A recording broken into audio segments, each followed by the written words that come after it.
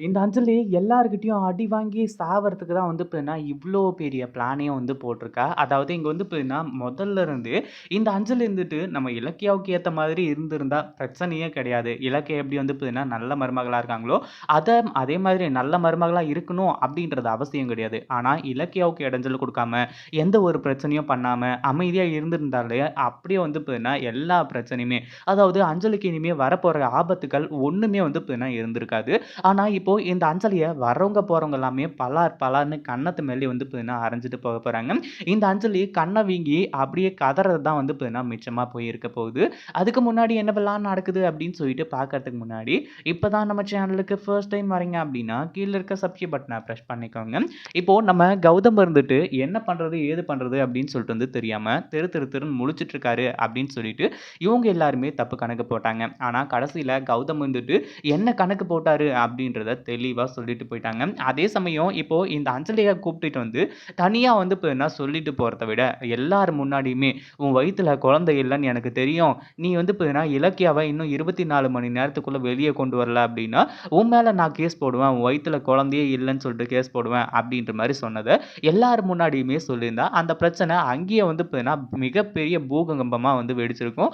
எல்லாருக்குமே வந்து இப்ப டவுட் வர ஆரம்பிச்சிருக்கும். ஆனா கௌதம் முட்டாள்தனமா தனியா கூட்டிட்டு வந்து இப்ப என்ன சொன்னாங்க, சரி ஓகே நம்ம இலக்கியாவ வெளிய எடுத்தா போதும். இவங்க கேடு கெட்டா நமக்கு என்ன அப்படின்ற மாரி கௌதம் நெனச்சாலுமே கூட, அடுத்ததா வந்து பார்த்தீங்கன்னா, நம்ம இலக்கியாவ வந்து வெளியவும் எடுத்துடுறாங்க.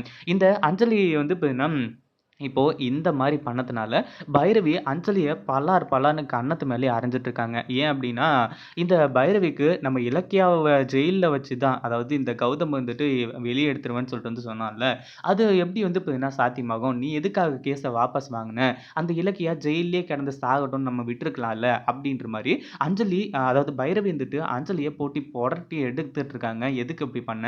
நீ மட்டும் இப்ப பிரெக்னன்ட்டா இல்லன்ற மட்டும் தெரிஞ்சுச்சு, உன்ன அடிச்சே நான் கொன்றுவேன். அப்படி இப்படின்ற மாரி வந்து சொல்லிட்டு இருக்காங்க.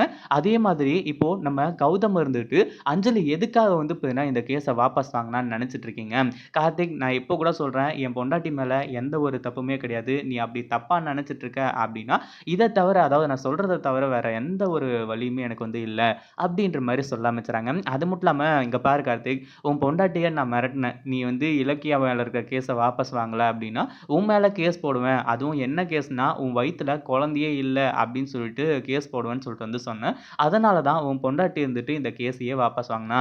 அவகிட்டயே கேளு என்ன காரணம்னு கேட்டா ஒரு மொக்க காரணத்த சொல்லுவா. அவ என் மாமன் பொண்ணு, அத்தை பொண்ணு அப்படி இப்படின்ற மாரி என்ன வேணாலும் அவ சொல்லுவா. நீ அது எல்லாத்தையுமே நம்பிக்கிட்டு இருந்த அப்படின்னா, நீ தான் வேற ஒரு மிகப்பெரிய முட்டாள் கார்த்திக் அப்படின்ற மாரி வந்து சொல்லும்போது, கார்த்திக்கு பயங்கரமா சூடேறுது. இங்க பாரு அஞ்சலி, நீ உண்மையா சொல்லல அப்படின்னா என்ன பண்ணுவேன்னு சொல்லிட்டு எனக்கே தெரியாது.